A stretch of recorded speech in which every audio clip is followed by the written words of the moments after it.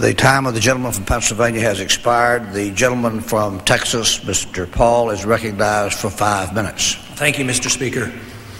Mr. Speaker, earlier this year, another member severely criticized me on the House floor for declaring on C-SPAN that indeed many Americans justifiably feared their own government. This fear has come from the police state mentality that prompted Ruby Ridge, Waco, and many other episodes of an errant federal government. Under the Constitution, there was never meant to be a federal police force. Even an FBI limited only to investigations was not accepted until this century. Yet today, fueled by the federal government's misdirected war on drugs, radical environmentalism, and the aggressive behavior of the nanny state, we have witnessed the massive buildup of a virtual army of armed regulators prowling the states where they have no legal authority. The sacrifice of individual responsibility and the concept of local government by the majority of American citizens has permitted the army of bureaucrats to thrive. We have depended on government for so much for so long that we as a people have become less vigilant of our liberties. And as long as the government provides largesse for the majority, the special interest lobbyists will succeed in continuing the redistribution of welfare programs that occupies most of Congress's legislative time. Wealth is limited, yet demands are unlimited. A welfare system inevitably diminishes production and shrinks the economic pie. As this occurs, anger among the competing special interests grows. While Congress and the people concentrate on material welfare and its equal redistribution, the principles of liberty are ignored and freedom is undermined. And more immediate, the enforcement of the interventionist state requires a growing army of bureaucrats. Since groups demanding special favors from the federal government must abuse the rights and property of those who produce wealth and cherish liberty, real resentment is directed at the agents who come to eat out our substance. The natural consequence is for the intruders to arm themselves to protect against angry victims of government intrusion.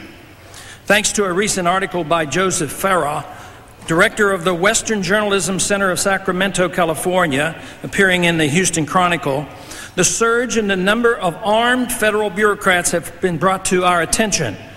Farah points out that in 1996 alone, at least 2,439 new federal cops were authorized to carry firearms. That takes the total up to nearly 60,000. Farah points out that these cops were not only in agencies like the FBI, but include the EPA, the U.S. Fish and Wildlife, the Army Corps of Engineers. Even Bruce Babbitt, according to Farah, wants to arm the Bureau of Land Management. Farah logically asks, when will the NEA have its armed art cops? This is a dangerous trend. It's ironic that the proliferation of guns in the hands of the bureaucrats is pushed by the anti-gun fanatics who hate the Second Amendment and would disarm every law-abiding American citizen. Yes, we need gun control. We need to disarm our bureaucrats, then abolish the agencies.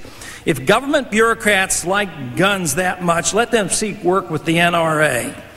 Force and intimidation are the tools of tyrants. Intimidation with government guns and the threat of imprisonment and the fear of harassment by government agents put fear into the hearts of millions of Americans. 4 days after Paula Jones refused a settlement in her celebrated suit, she received notice that she and her husband would be audited for 1995 taxes.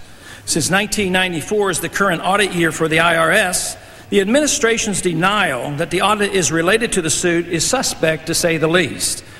Even if it is coincidental, don't try to convince the American people. Most Americans, justifiably cynical and untrusting toward the federal government, know the evidence exists that since the 1970s, both Republican and Democratic administrations have not hesitated to intimidate their political enemies with IRS audits and regulatory harassment.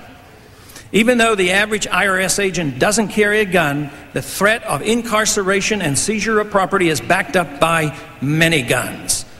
All government power is ultimately gun power and serves the interests of those who despise or do not comprehend the principles of liberty. The gun in the hands of law-abiding citizens serve to hold in check arrogant and aggressive government. Guns in the hands of the bureaucrats do the opposite. The founders of this country fully understood this fact. And I yield back. The time of the gentleman from Texas has expired.